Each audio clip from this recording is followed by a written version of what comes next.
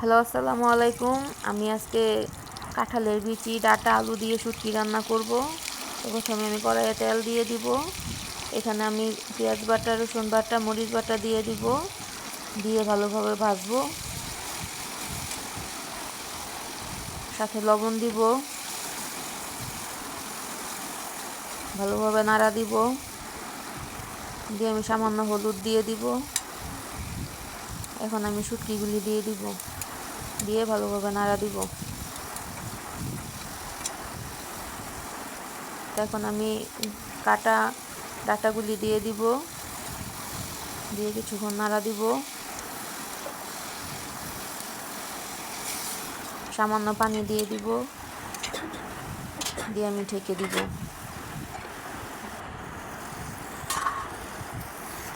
পানিটা শুকিয়ে এসেছে, এখন আমি বাটিতে বেড়ে ফেলবো। আর এটা গরম ভাতের সাথে খেতে খুবই মজা হয়।